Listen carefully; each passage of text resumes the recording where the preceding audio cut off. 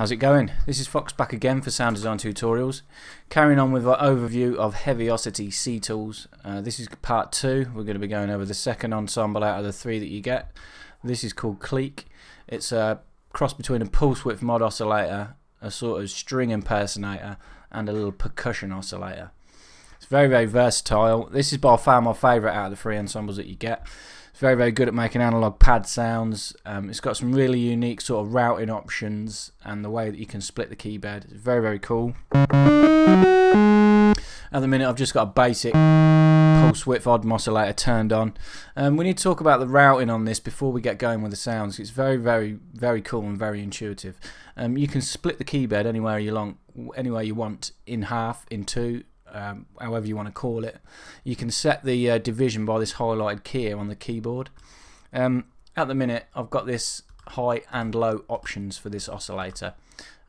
It speaks for itself really. When the high one's highlighted, it will play above the key split, so the higher notes, and any note I play above that key split that I've just put. Let's put it on C3. So I'm on C3 at the minute there. If I play above that, you're going to hear it. If I play it below, nothing. That's because we're telling it we only want it to come out of the highs. Same again, if I change it to the low, click this on, anything below that C3 split, you're going to hear. Anything above, you're not. You can have it to play out of both. If you want to use all of the sounds to come out all the time across the whole keyboard, the best thing to do is have it set to the bottom and then just have high on, so anything above that note, no matter where you play it, you're going to hear.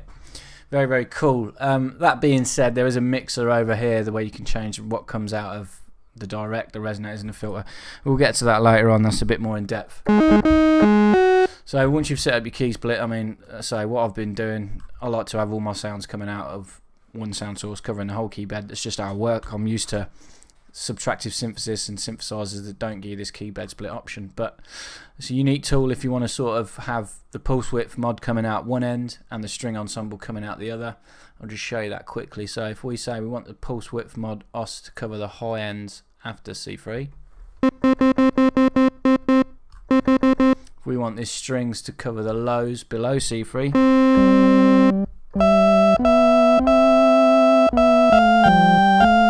it plays multi-hand playing, so your low notes will only be the string oscillator,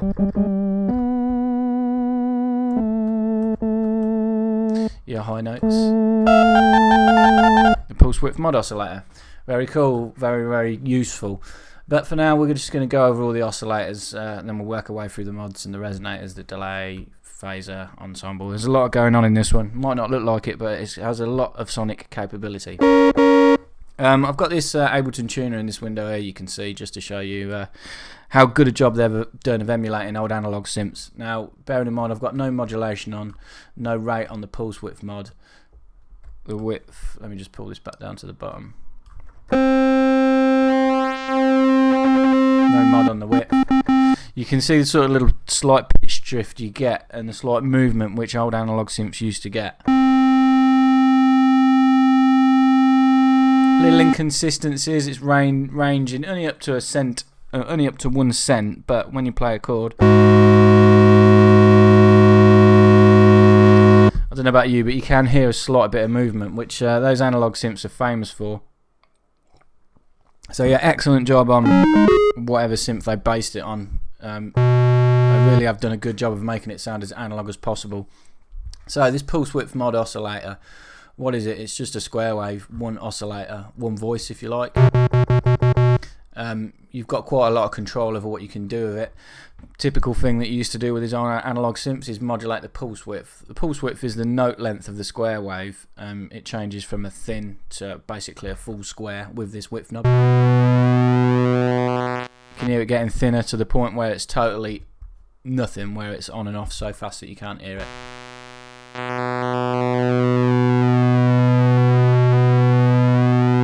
can actually hear slight stepping when you move that, which some of the old analog oscillators had as well. Classic thing to do with that is set an LFO to modulate that width. They've done it all for you, all the routing's all done in for you, all in box. This mod knob is how the depth of the modulation, so how much you want to pulse it apart from each other, the note width, and the rate is the speed. So if we give it quite a fast rate, it's not going to sound good, but you're going to be able to hear what it's doing.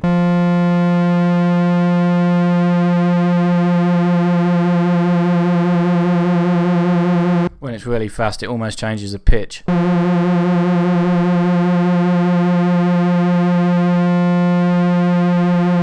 Classic way of doing it is a middling rate, quite a slow rate, middling mod.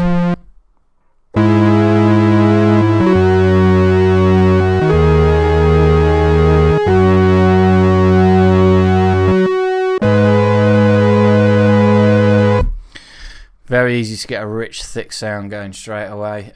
Yeah, so if you want to modulate it more, increase the mod depth. Faster rate and a slow mod sounds good as well.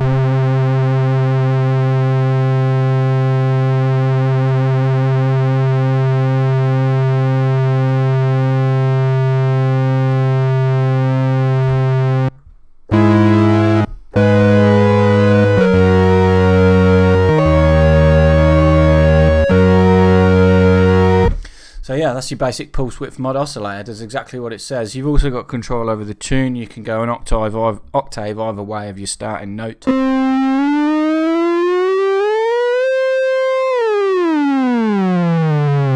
anywhere in between. If you want to reset a control double click it. This lock knob, this hard syncs it if you like to the pitch of the string oscillator. We'll cover that when we go to the string oscillator in a bit. I've got vibrato going on there. So yeah, you have also a dedicated vibrato with a controllable rate. When it's on 1, it's off, or it says the intensity of the vibrato, but you can't hear it. Maybe that's what this is. Maybe it's the very, very slow vibrato that gives us that slight modulation in pitch. I'm not too sure. But yeah, vibrato is a modulation of the pitch. So, see on the tuner,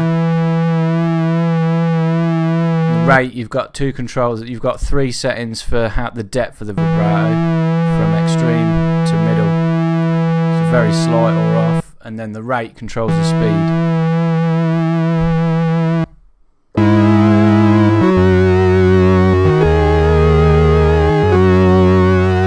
Easy peasy lemon squeezy. Rate is the speed of the vibrato, 3 different depth settings. You've got a master volume for the oscillator, so you can mix it if you've got 2 or 3 different oscillators going on. That covers the pulse width mod oscillator. We're going to go to the string impersonator now, so I'll turn that on high for now, because remember I've got that key split right at the bottom, so it's going to play every note. So these are volume controls for the harmonics. We'll go through the waves first. This knob changes the waveform. The first one is the impersonated string, which is classically done with a saw wave. The second one is if you want a more brassy sound. It's a blend of a saw wave and a pulse wave. And the third one is a flute, which is classically used to impersonate a flute. Square wave. So, saw wave, square and a pulse. Saw and a pulse, and then the third one is just a pure square wave.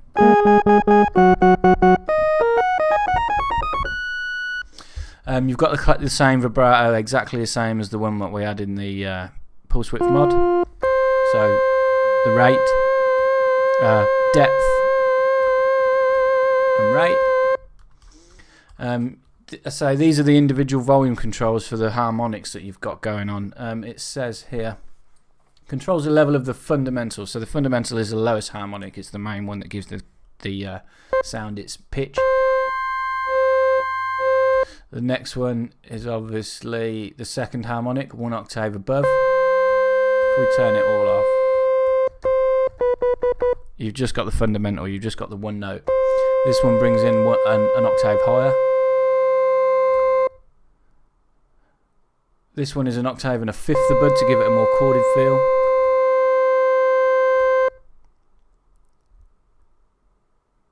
This one is 2 octaves above the fundamental. making it a lot more fuller, a lot more richer sound. You then have overall control of the tune again. Its starting position is the note you play. You've got an octave above and below.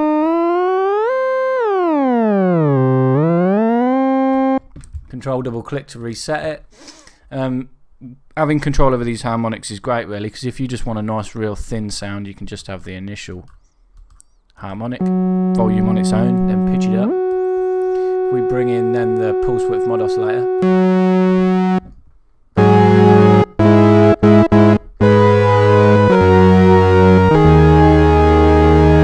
you then have a bright button.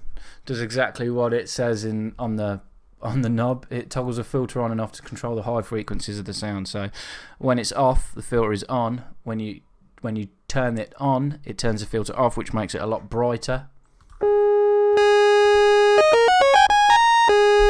Probably should have had that off when I was showing you these harmonics. So bring in the second harmonic. Fifth. Third.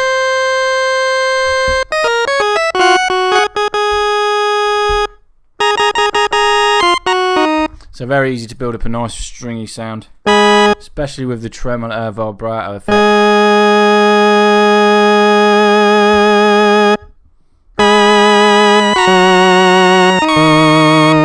If we set it back, bearing in mind we were on the flute setting there, if we change it back to the string one.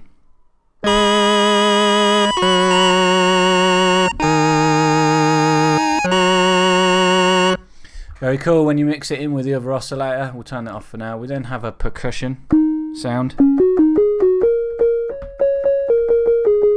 I believe it's just a sine wave. So you can control the length of the percussive hit with the decay. So about a second of decay there on the longer one, on the shorter one. A quarter of a second probably. 250 milliseconds. You then have separate control over how the decay of this sounds without adjusting the main volume envelope. So you've got sustain on full on the main volume envelope. Decay. It's just an AD envelope, just controlling the length of the percussive hit. Same high-low split as the strings and the pulse width mod oscillator. You can tell which side of the key split you want it to come out.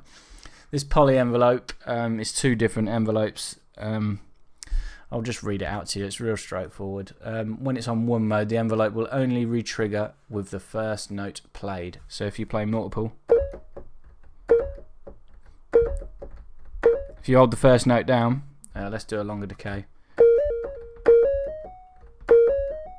The new notes come in, but they follow the decay tail of the initial note that was pressed first. When it's on the poly envelope mode 2, the envelope will trigger with each note played. So no matter if I hold the first note down, you can hear that new slight AD envelope that we've got controlled up here, controlling the length of the other notes.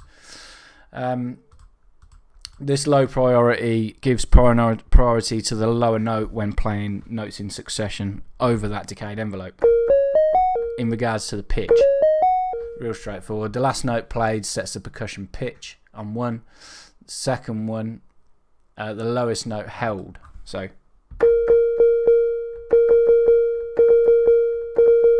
it's almost like having the same note played over. If you hold it down, if you release it, it takes the pitch of the next note, if you like, that you're playing. And if you have that decay, so they follow the same. Yeah, some unique routings, easily to build up some nice little percussive hits with that. I wish there was an even tighter decay myself, so you could create a real sort of heavy click to the sound. Nevertheless, very useful, especially if you're making a pluck. We'll make a pad in a bit and we'll make a pluck later on. So actually, let's start to build this sound up now. We've got the main volume envelope there. I'm sure everybody knows how that works. Attack is the time it takes to reach the point before it comes down to decay level. Decay is how long it takes to come back down to the sustain level. If you have no decay, it just becomes an AS envelope, if you like. Let's start with this pulse width modos. Now if I was going to make a pad, I would have no sustain, a bit of decay to ring the notes off.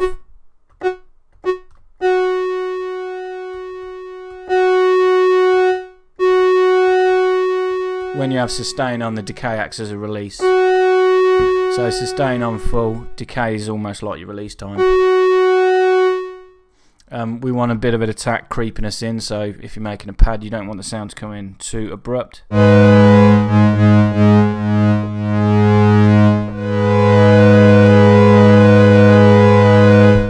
Okay, let's bring in a bit of modulation, so let's set the pulse width to there.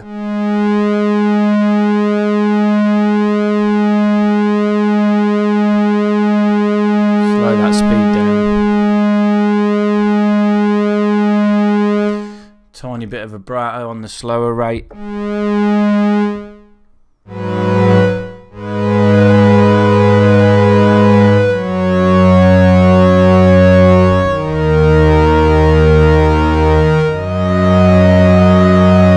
Such a lovely, rich sounding bit of kit, it really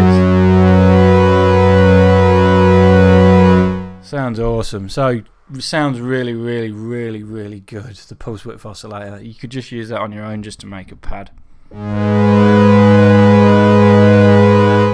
Let's bring in some strings now. Let's tune this an octave higher.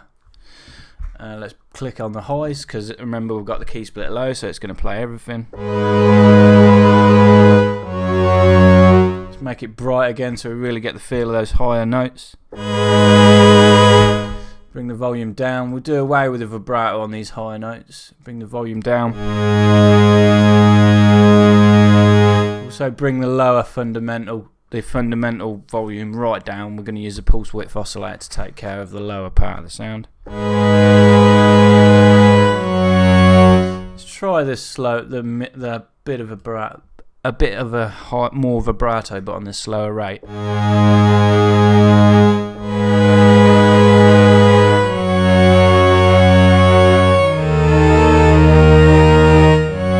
Excuse my playing. Yeah, we'll pull the volume down a little bit more. Change it to a blend between a saw wave and a square wave.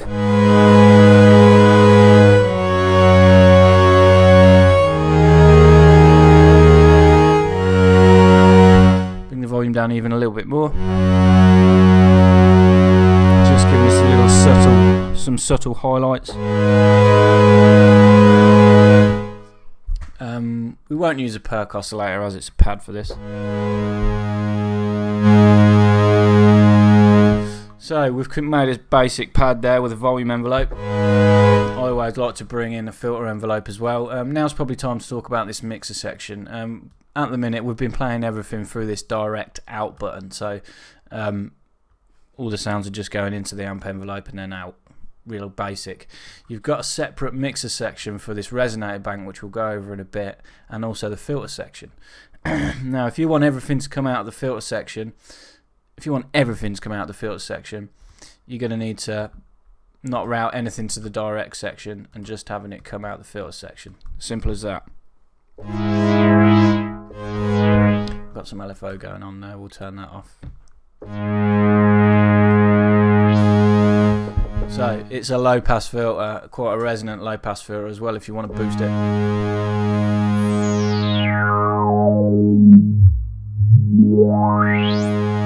This is your filter control. You've got control over the envelope. It's a bipolar envelope. You can tell it to close left or right. When it's set to dead center, the envelope's having no effect. So what I like to do with pads is have the filter closed quite low. We won't just have a tad of resonance, otherwise it's going to zing those string oscillator up a bit, so just a tiny bit of resonance. Then you've got your filter envelope here, a dedicated envelope to control the filter, which most synths have. This is your destination amount for this. As I said, it's bipolar. You can tell it to close the filter or open the filter. We're going to want it to open the filter off over time.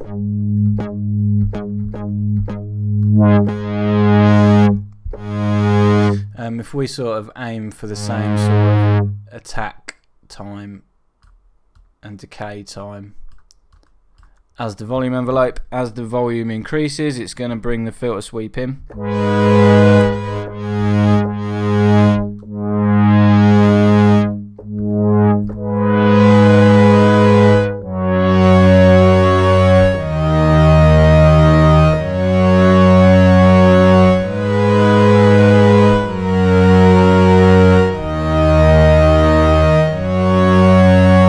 Very subtle. What else have we got in this section? You've got a designated LFO for the filter. We might as well go over that now. We're not going to use it for this pad.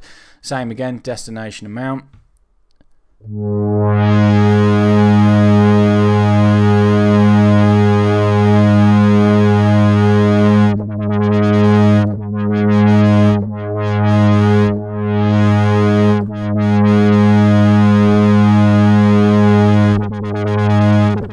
Speed for the LFO. This is your LFO. All you've got is a speed.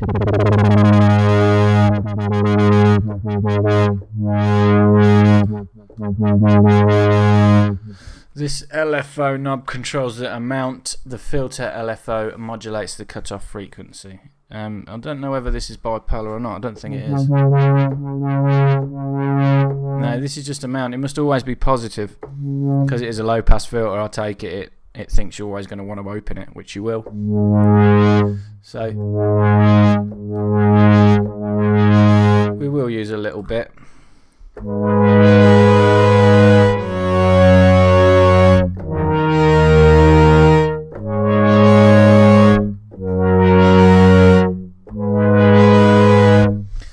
You've then got glide time, how it glides between the notes. This is real straightforward.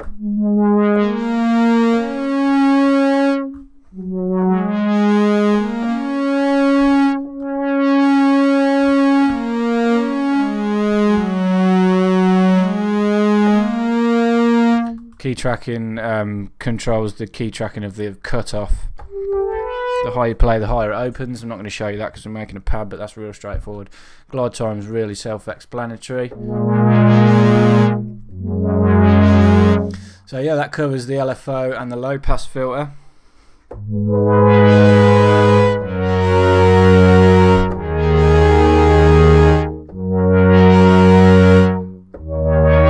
Sounds to me like the envelope needs to be, the filter and the volume envelope both need to be completed their cycle until they re-trigger.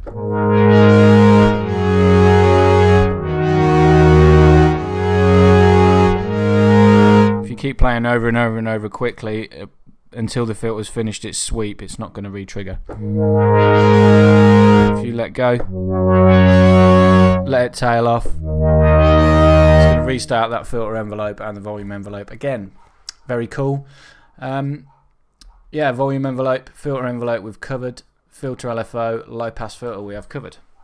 So we've talked about this mixer briefly. You can then, if you want, blend the signal going into the filter with the signal that's just going straight out.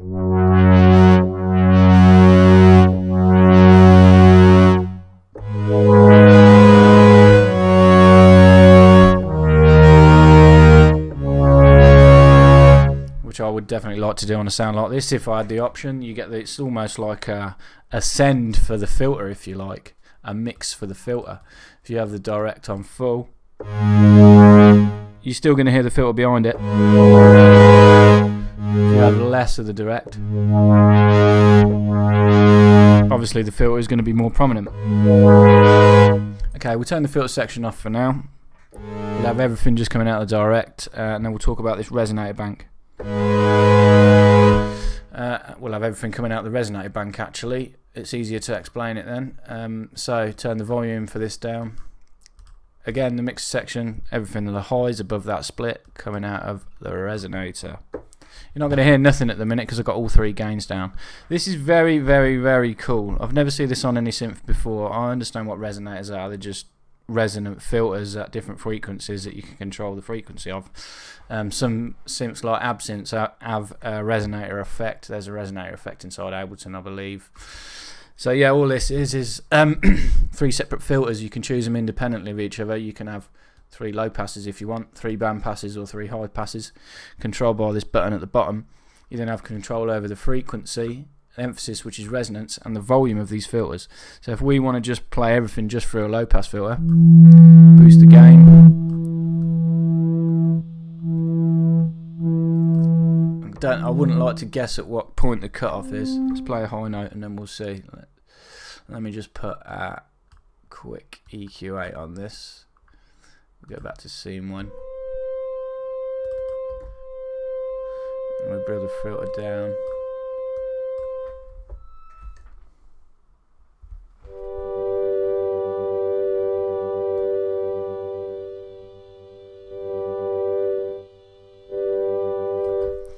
It's a really, really subtle curve. I'd say it's about 1500 hertz, maybe 2000, something like that. We're not going to get too bogged down with the cutoff frequency of these. Suffice to say, that is a low pass filter.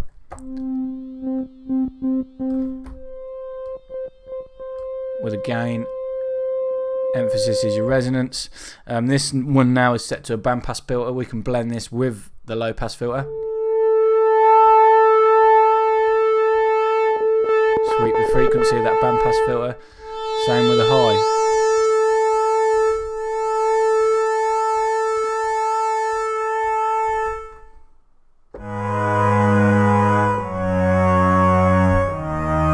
Allows you to really, really dull the sound down if you don't have the emphasis too high. If you want it to sing, changes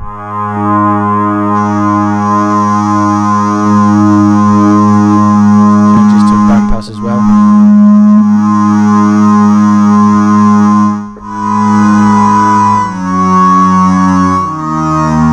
Watch for clipping when you boost the emphasis because it's increasing the gain in effect.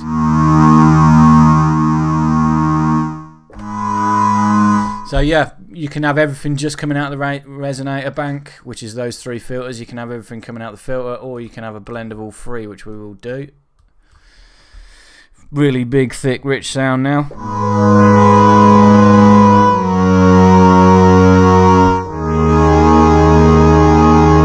If we turn the direct one down, actually.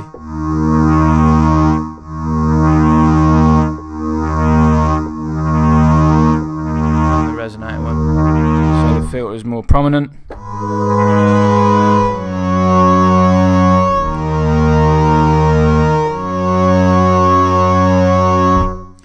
There you have it. So 3 different ways of routing this out. You can have it going through the resonator, through the filter section, or just straight direct out, or you can blend all 3 together.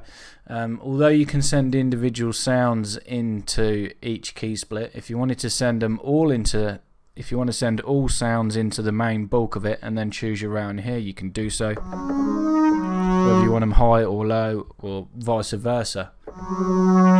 So what have we got then? We've got the phaser. This is a real basic phaser. You've got rate, a mix. It doesn't allow you to control the depth, so you've just got the speed at which the phaser moves, and you've got feedback where it feeds a signal back into itself.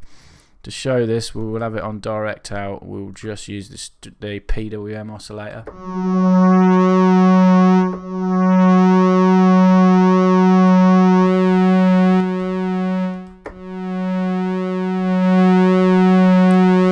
phaser.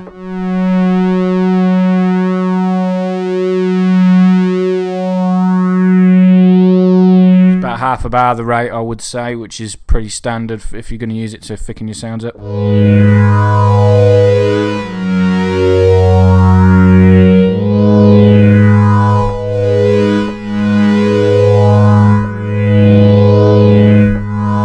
It's free running as well. It doesn't re-trigger when you push new notes, which is cool. The feedback sends a signal back into itself. It just emphasizes the whole thing.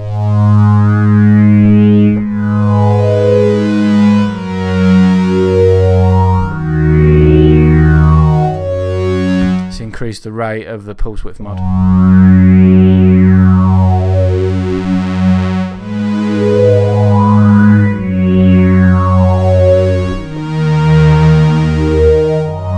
Watch for clipping again when you add the feedback on the phaser. Really, really good phaser, really, really clean, very usable, especially because you are going to be making pads with this. It's a dream. I might make a bank. See if Heavyocity want to release it as a freebie, maybe. Even if it's just 20 or something. One thing I'll say again is there is no init preset for this. If you're browsing the presets, there's no way to start on a blank canvas. It's very easy to set your own up though. Just turn all the mixers off, down, just reset all the controls by control clicking, then save it to your own bank. That's what I did. So we'll turn the phaser off. We'll make a little plucky sound now, and then I'll just show you quickly the delay. For that we will use the PWM oscillator. We'll turn the rate off, mod off, make it quite thin. We'll do a pluck on the filter as well, so envelope. Bring in this percussion oscillator this time.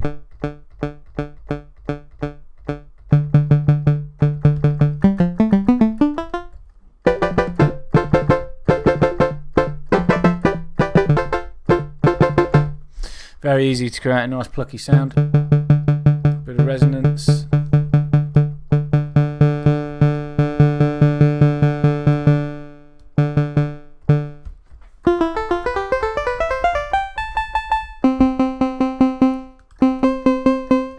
Let's bring in the string oscillator as well, why not?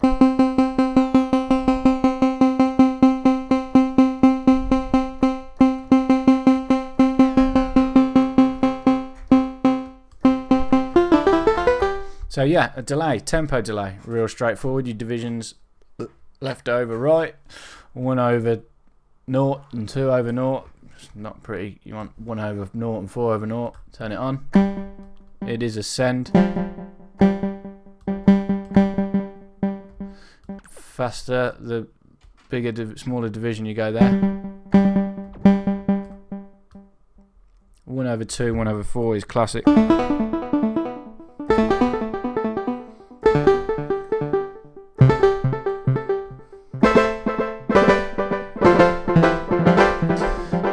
Yeah, real basic delay, very easy to use. Feedback, it puts the delayed signal back into itself and repeats it over, so it'll just keep going if you give it more feedback.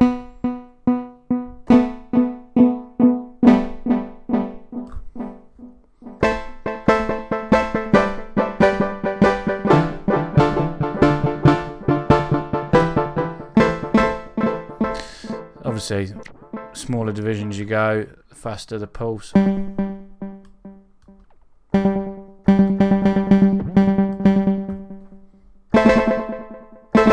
Can almost get a chorusy effect if you turn this. That's as fast as you can go. 1 over. Oh, you can. You can almost create a chorus out of it if you have it real fast with a long feedback. Make some tinny plucks. Yeah, that covers a tempo delay, so it's real straightforward, basic delay. I'm sure you're all aware of how a delay works. Yeah, that just about covers it. So keyboard split, if you wanted to change the pluck, well, I've gone through it all, and I say it's really good, really easy to use. It won't take you long to get to grips with this. Very good. I really do like this. When I first opened it up, I thought it looked a bit basic. The fact that you can't initialize it was a little bit of a pain, but it literally took me 1 minute to create my own initialized patch to come in and make some sounds with. I really like the fact that you can blend the signals, the wet or dry signals running through each thing. Oh, there's one thing we haven't covered. If I quickly make a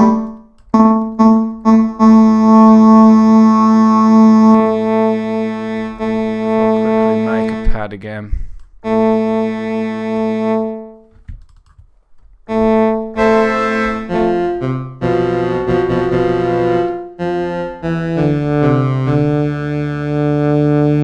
Just realised I've only got one speaker on. How weird.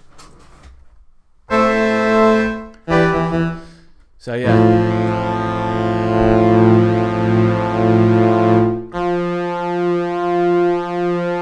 You then have these buttons down there, ENS, it stands for ensemble, which is like a type of chorus. You don't have any control over the rate, over the depth, over what it's doing. You can just turn it on or off.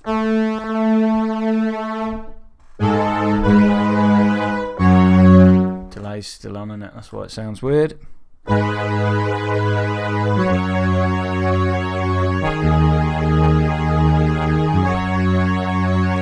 Rate's a little bit fast for me, if I'm honest. It is a good little chorus though. I wish you could just at least have control over the rate, would be cool. But anywho, there you go. I've been waffling on for ages now. That is Heavyocity Clique from the C Tools bundle. Next one we're going to be going through is Coil. This is the bass generator, the mono synth.